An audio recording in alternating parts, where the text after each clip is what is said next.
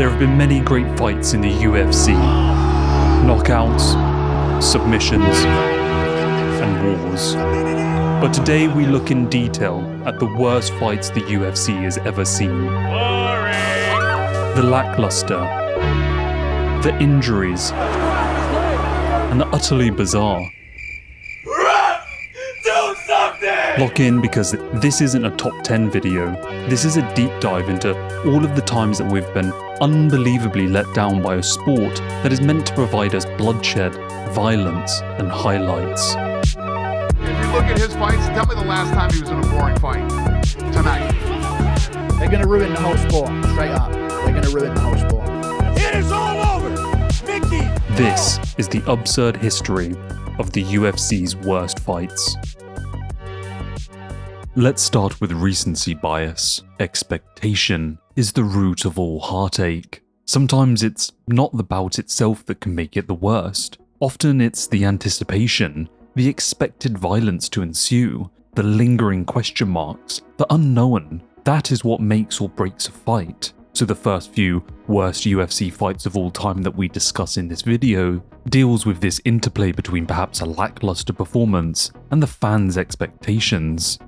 The UFC truly knows how to sell a fight, like no other organisation on earth. We are all privy to the marketing machine that makes us swallow TKO Enterprises' shit whole, despite Dana White's less than desirable promotion as of late. But when it comes to Conor McGregor being placed onto a card, well, it transcends just any old event. It becomes something else. It spills into the zeitgeist. We know as fans that as the Irishman's waltz into bloodshed draws closer, we can expect months of chaos, of memes, of press conferences that genuinely leave feelings of hype, and ultimately, that sizzling, anxious anticipation that only he can generate. For the second meeting with Max Holloway, the hype machine, whilst lesser than what had come before, what with the 5-year layoff and Father Time creeping ever further in, was still very much elevated from the dribble that had preceded us in the fighting world for the last little while. But it was that tantalizing unknown that really elevated the whole thing. Conor McGregor returning to the octagon against a former featherweight champion, a former BMF, a man who had just knocked out cold the current reigning defending lightweight world champion in the greatest knockout perhaps of all time, was very exciting indeed. Of course, many had already written Conor off. He was too old, too long out of the game, too distracted, too weathered by sleepless nights on the streets, chasing less than desirable hedonistic endeavours, to be taken seriously in this game, where every missed millimetre of perfection is punished by incalculable and ill-proportionate returns. Returns that remind any man that he is mortal, fallible, and forgotten. This game is honest, brutally honest beyond comprehension. You don't just come back on a whim. You cannot. Conor may have evolved this sport into one that now has come to land on the tips of many tongues, but it has most certainly moved on without him. Alas, there was hope though. I am not here just by chance. There is a higher power, God, that dictates my journey and all of our journeys. In recent months, Conor has made a return to faith, devoting his spirit to a higher power. I'm keeping my balance and making my way through life, and God is helping me with that. That's it. And for once, he looked different. He seemed alive, a spark in his eyes. His words seemed true now, or so it seemed. A few dark moments. I'm through them. I'm in the light. I'm walking the tightrope, and I'm keeping my balance. And please God, I keep it. Thank you, God. Positivity, direction, a goal, abstinence from alcohol, drugs, and sin. Could this rejuvenated Conor with a higher power at his back come back and shock the world? That was the anticipation. The build-up promised fireworks, it promised hype, it promised the loudmouth. Fans paid premium prices, the highest gate in UFC history, pay-per-view numbers spiked, and this is all to my point. It was the expectations of many. They expected to see, at the very least, a show from the showman. Whether he was dying on his shield or shocking the world, there was at the very least an expectation of something, the intangible, the the underdog, the notorious. The arena was buzzing, social media was flooded with predictions, UFC YouTubers crawled out from underneath their rocks with bigger views than ever to discuss the fight. Highlight reels plagued our phones, and there it was, that familiar feeling. This might be the night we see something special again. Then, Conor walked out to the arena, and he seemed cold. He removed his shoe and wobbled. I turned to my brother and joked, "Oops, he broke his leg." Aspinall even commented on this moment. Whilst I genuinely don't think he injured himself here like many conspiracy theorists do,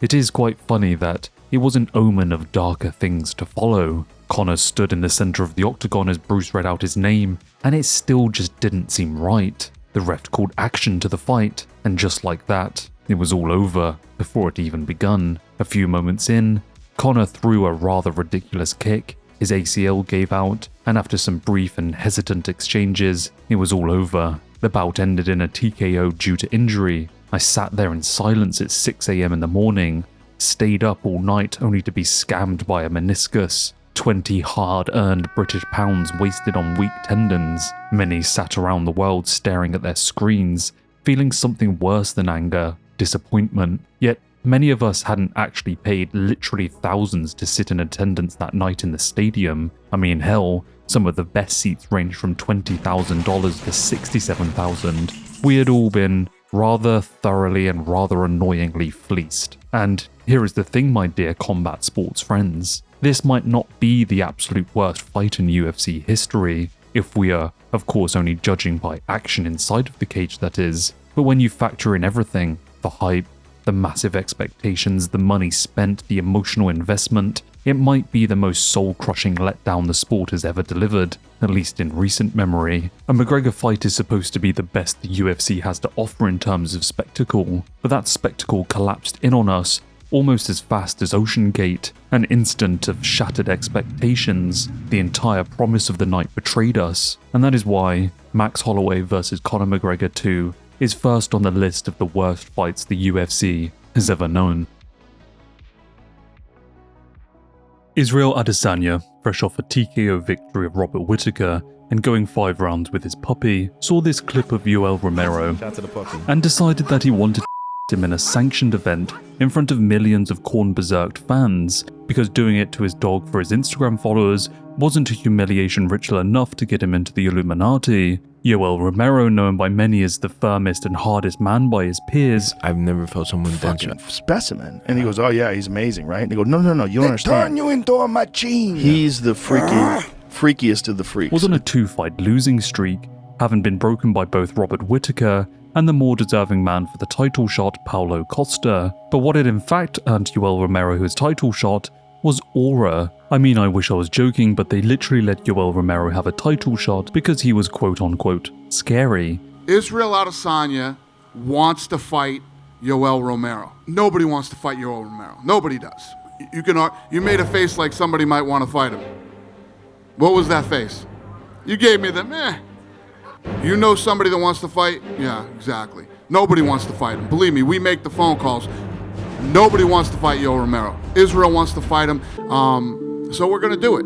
It's really hard to describe to newer fans what this time in the middleweight division was actually like. Israel Adesanya was quite literally player number 1, and he was a superstar, a megastar, a man that many thought should actually be stepping in the cage against John Jones. The man was a nerd's wet dream. Just before dispatching fan favourite Robert Whittaker, he wrote his name in the death notebook and bent some water or some shit. The thing was, it was actually super hard to deny him any of the praise and stardom that he had collected so far. I'll be the first to admit that I fucking loved him, and I still do despite all the hate that he gets nowadays. He will forever be one of my favourite fighters, and this time period was him on top, undefeated, and speculation for where he could go was suffocating. Yoel Romero, on the other hand, well, he was indeed the most terrifying thing that you could imagine. It was just a shame that Robert Whittaker had sucked some of the aura away. Yoel's last win before facing Izzy was when he knocked Luke Rockhold out using all the leverage of his hard and firm body on the lips afterwards. The pair were scheduled to face off against one another at UFC 248 on March 7th of 2020 in the fighting capital of the world, Las Vegas. Well, it was the first time as a fan of Izzy that I was genuinely nervous for the man. He was entering the cage against an opponent who at any point could end the fight with a devastating punch, but there was hope that the flashy, elusive and technical ability of the Nigerian fighter could pull it off, remain undefeated and sail into the sunset. From the opening seconds, Romero planted himself in the center of the octagon, and then like a child disconnecting their PS2 controller from the console, he just kind of stood there, lagging out, his hands high, barely moving, essentially daring Adesanya to come forward. And well, to be honest, this was basically the whole fight. For long stretches, especially for the first 2 minutes of the opening round, nothing happened. Naturally, the crowd quickly grew restless and began booing. Even me at home with my brother, we just kind of sat there at 6 AM in the morning trying to pin our eyes back. Luckily, we didn't have to pay our hard-earned money to witness this betrayal because UK fans can enjoy pay-per-views largely for free with access to BT Sports. Adesanya landed 48 of 132 significant strikes. Romero landed 40 of 89. Across 5 rounds, let's just say that this stat is more than abysmal. It's a downright sin against the MMA gods. Adesanya's game thrives on drawing reactions through feints in which he can then subsequently style on his opponents, but Romero just simply refused to be a part of that game. The counter-striker denied, and the bulldozer paralyzed for fear of being clipped. When the final clacker sounded, the decision had been rendered naturally in favor of the man who had gone on and actually done something in the fight, a unanimous decision for the stylebender, but it didn't really come with the glory that he was probably expecting. Dana White immortalized the fight with no truer words than, "Listen guys, the fight sucked," and he couldn't have been more right. I think that it is probably fair to say that the majority of the blame lay with Romero for standing still and failing to press the action despite it all being for UL to win. He didn't take chances in his third shot at the belt,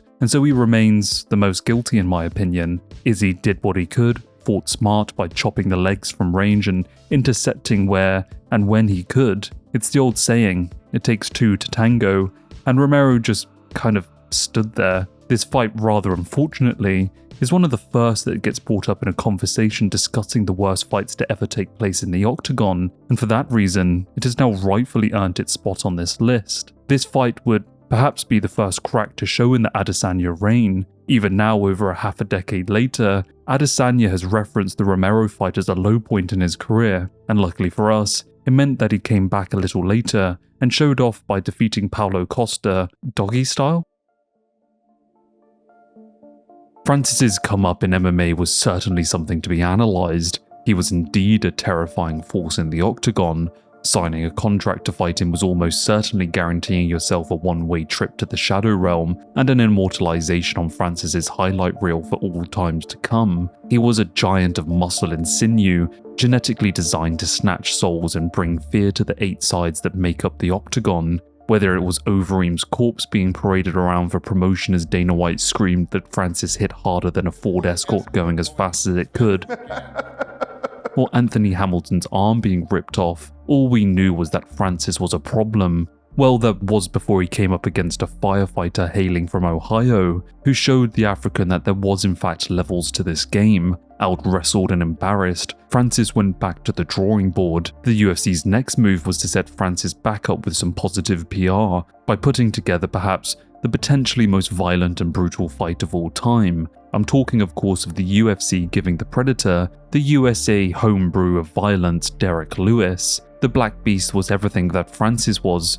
just fatter and less athletic, but 100% American. If you saw Lewis on the card, you knew that he was either going to impress you endlessly with an incredible knockout, or he would indeed just be knocked out himself. The promotion hinged on this exact selling point. This fight was a guaranteed 100% official swang and bang knockout generator. The two giants entered the Coliseum of mixed martial arts, and the fight began with palpable tension, yet that tension never translated into any action at all. Both men, renowned for ending contests with a single blow, circled one another, and circled one another, and then circled one another. Ngannou, still carrying the psychological weight of his lopsided loss to Stipe Miocic earlier that year, appeared hesitant to unleash, instead biding his time and waiting for a countershot opportunity. The Black Beast, dealing with back issues that hampered his mobility and training, mirrored that exact same frustrating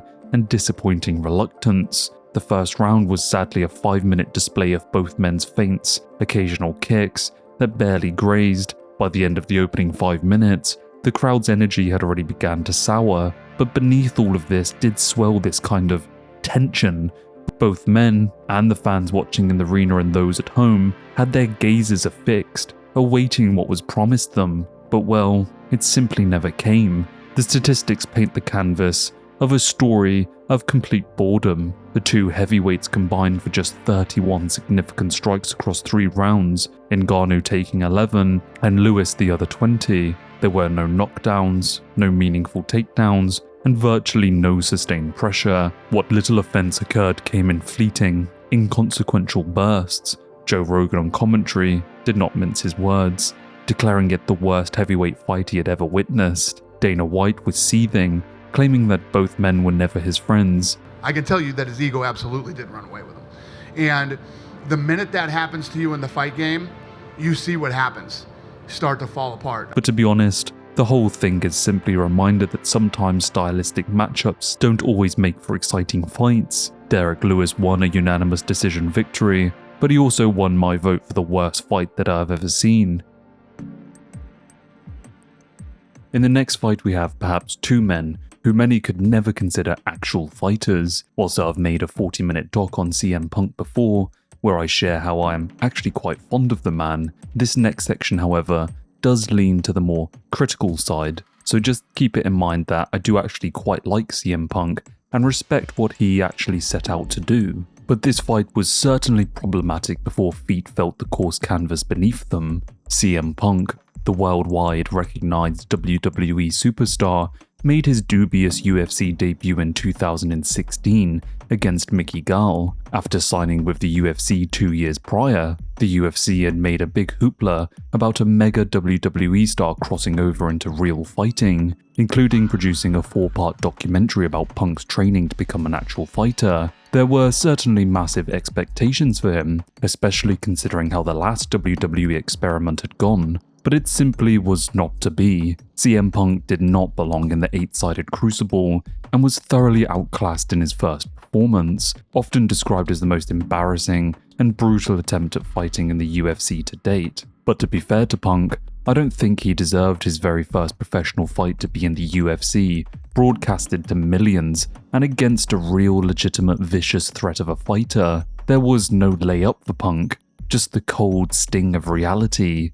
But undeterred, 2 years later in 2018, Punk would return at UFC 225, coming up now against Mike Jackson, a journeyman and a photographer with limited UFC experience, but some kind of decent MMA skills. The bout, even despite Jackson's terrible pedigree, was still not a great matchup for Phil, and not only that, CM Punk was now 39 years old. While CM Punk lost in devastating fashion with a quick submission in his first fight, it was still at the very least a rewatchable fight. Seeing him swing his talentless straight down the pipe to a more than accepting Mickey Gall was actually quite funny, and Gall looked like a slippery eel from there, setting up his finish. So the question was, could the WWE homunculus put on another performance that would at least entertain us, despite losing once more in a skillless belt? I am nervous, I am anxious, but there's also this feeling of whether they boo or whether they cheer me,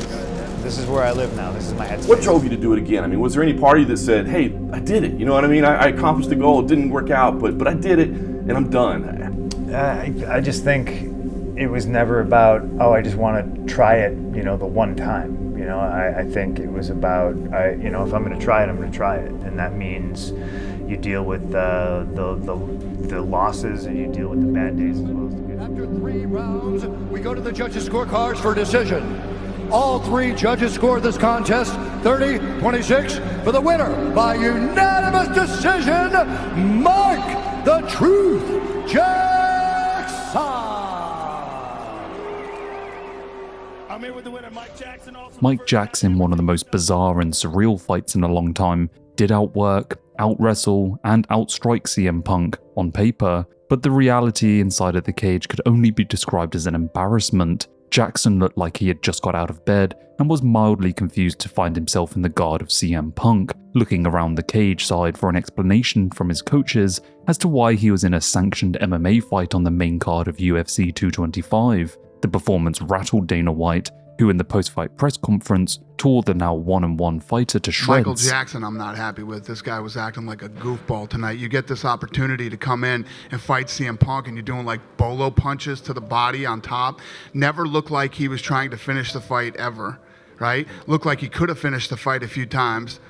Never tried. I don't know what that guy did for a living before we gave him the shot, but whatever it was, he needs to go back and do that again. It was rather unfortunate for Punk, who this time did actually put on a far better performance than his first outing, but had to be the subject to one of the most bizarre performances of all time. A couple of media members actually scored the first round for Punk as well, who managed to score a takedown and stun Jackson a few times with his hands. The second round would ultimately be scored a 10-8, even though Jackson spent the whole round looking around like he couldn't even be bothered with the whole charade. The reality is, Punk never stood a chance, and if anything, he was set up to fail. No one deserves to be dragged in front of the entire world in your first attempt at anything, and the whole thing was made even more ludicrous by the fact that the UFC had legitimately pretended that this farce was not only feasible, but pretty serious. The 4-part documentary, the main card placements, the interviews, the media scrums, everything, and at every single point they acted like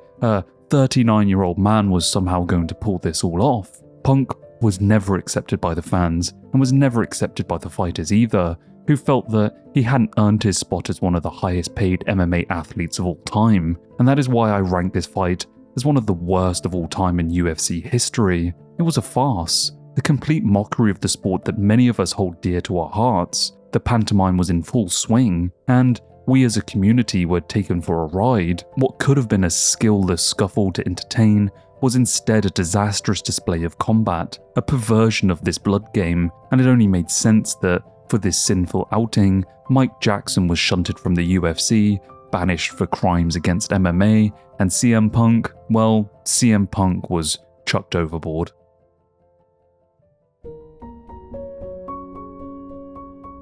Carla and Rose had met 8 years prior in the final of Season 20 of The Ultimate Fighter, where a new inaugural strawweight champion would be crowned. Rose, unfortunately, would fall victim to a nasty rear naked choke in the third round, after years of time spent orbiting one another in the division, with Rose going on to make some of the most memorable moments for female sports in a generation, and Carla just slipping in and out of possible title shots. It was her 5-fight winning streak that had started in 2019, culminating in 2021, that had earned her a shot at the now 2-time strawweight queen, Rose Namajunas, and since then, Rose had grown somewhat of a star power and had notched many exciting wins into her belt. Carla, on the other hand, was okay to watch, I guess, but often unable to get a finish. But either way, fans didn't think that this fight would be what it was. The rematch was set for May 7th, 2022 in Phoenix, Arizona. With Trevor Whitman and grooming heavyweight world champion Pat Berry in her corner, Rose was set to make the second defense of her second title reign,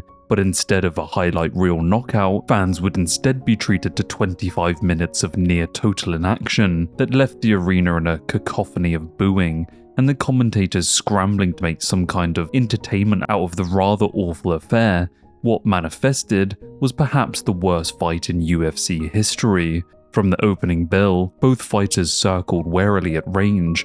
With so much on the line, there was naturally some hesitation. Feints would make up 95% of shots thrown throughout the fight, rarely committed, and often always out of range. Significant strikes were, well, let's just say minimal. Official stats show Namajunas landing 37 significant strikes out of her 136 attempted, whilst Esparza landed 30 of 133 attempted. Combined, that's roughly 67 strikes over 5 rounds, one of the lowest outputs ever recorded for a 5-round UFC fight, and if you do the math on that, that's roughly 1 strike landed every 22 seconds. In round 1 alone, Rose only landed 4 strikes. It's so impossibly hard to put into words just how boring this whole affair was. It was like watching paint that had already dried, dry.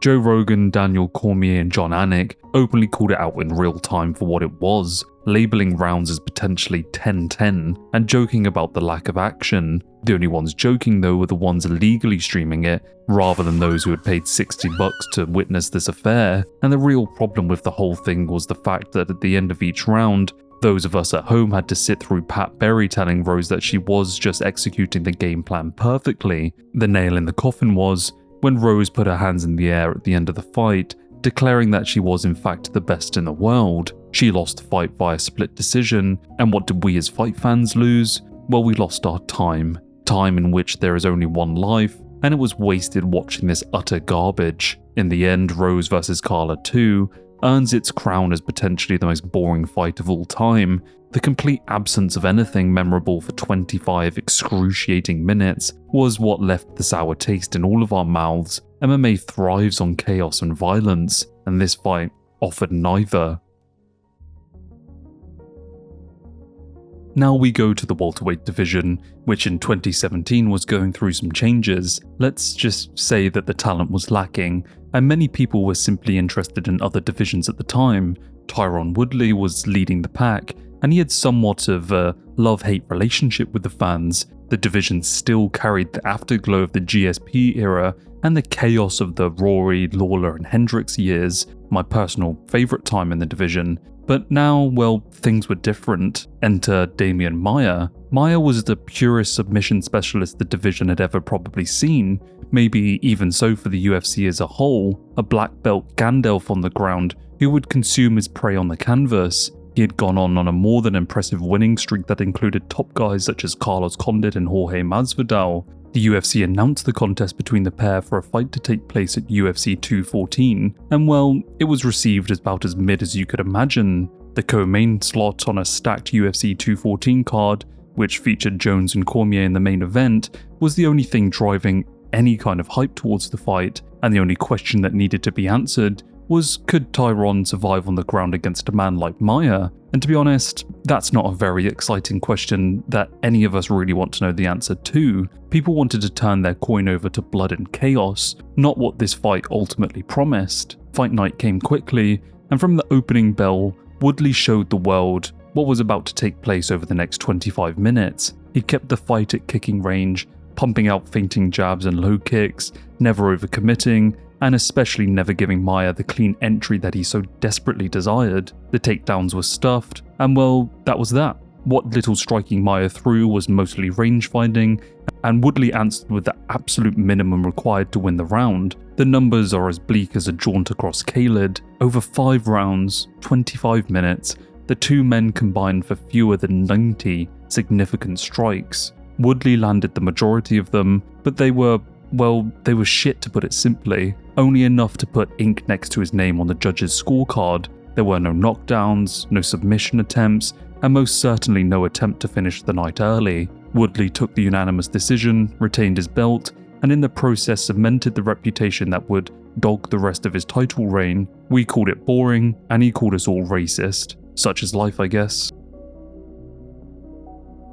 Now we dust off the thick layer of discarded skin from our VHS cassette tapes and travel back to the hallowed and revered beginnings of this most fabled of sports. Some of the earliest fights in the UFC were the most gruesome, grim, and violent, some of the fastest finishes, quickest submissions, and bloodiest, but a fight that makes it onto this list for being one of the most absurd and downright boring was that of a little fight at the main event of UFC 9. UFC 9 happened to be the first UFC production to not feature the tournament format. Instead, it featured an entire card of regular bouts as we kind of know them today. The card featured 7 bouts and an alternative bout to fill the time for the pay-per-view broadcast. The main event was a highly anticipated rematch between reigning UFC Superfight champion Ken Shamrock and number 1 contender Dan Severn, who had fought 1 year earlier at UFC 6 for the UFC Superfight Championship, with Shamrock reigning victorious in that one. The UFC at the time was drawing national criticism leading up to the event, due in large part to John McCain,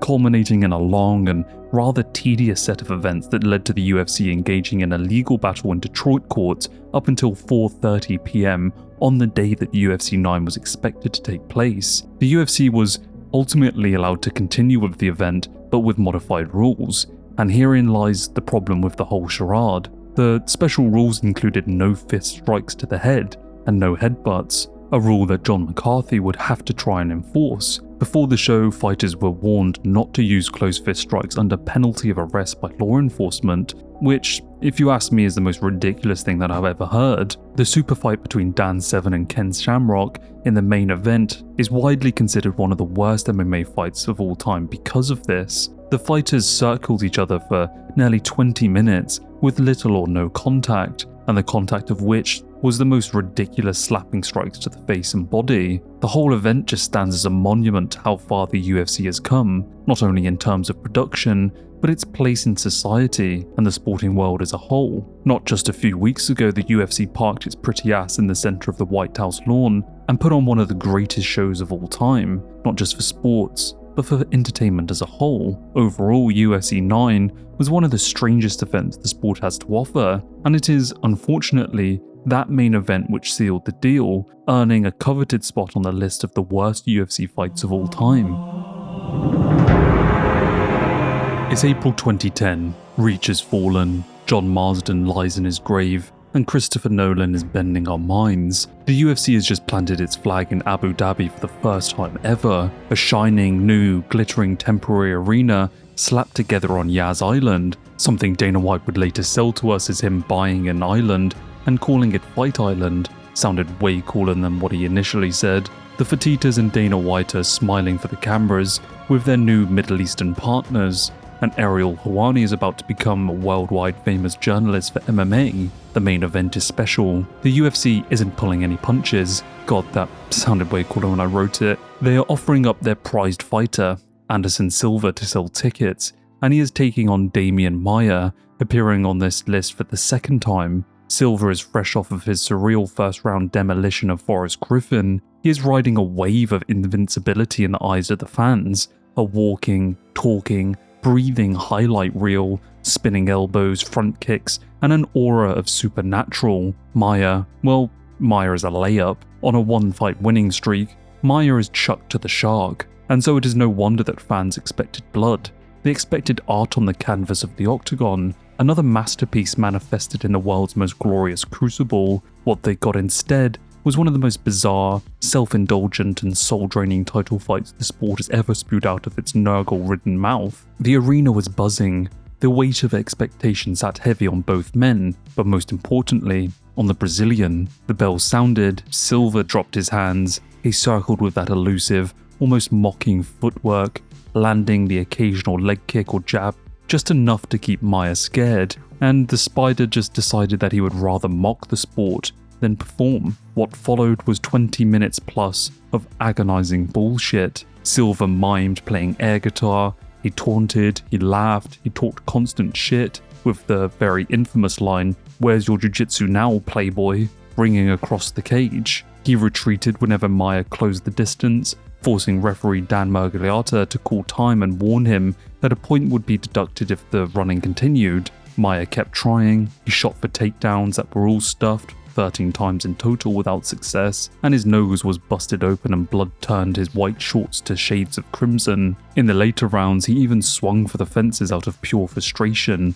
landing the occasional overhand. Boos rolled across the arena, chants of Maia rose up, the crowd turning against the UFC's poster boy. Then, in one of the strangest moments in UFC history, the fans started chanting for George St. Pierre, who was sitting cage side, as if begging for anyone to come in and punish Silva, who was spitting on the reputation of the sport. Silva would ultimately land 61 strikes out of 111. Maia just managed 10 out of 52. When the final bell sounded, the decision was unanimous 50-45, 50-45 and 49-46, and the arena answered with a wall of boos. Dana White was so disgusted he walked out of the main event early, something that, in my time since watching this sport, I don't think I've ever seen him do. He handed the belt to Silva's manager to put around his client's waist, and later declared it the most embarrassing night of his 10 years in the business at the time. So what a disgrace the main event was, and what an embarrassment it is.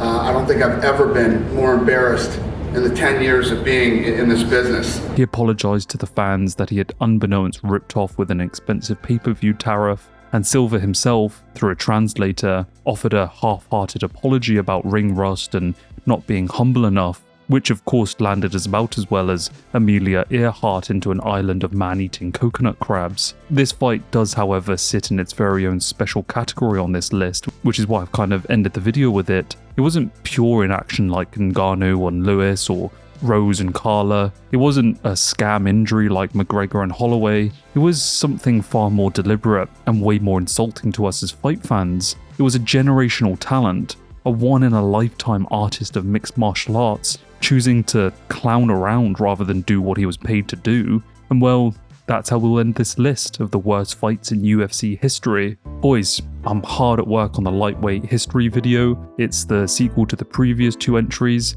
and it's taking way longer than I thought, like months longer than I thought. But progress is good and I am getting there, so I thought I'd slam this video together to just, string you all along. So be patient, my friends. A new installment of the history video is on its way, and I hope all of you and your families are well. Peace.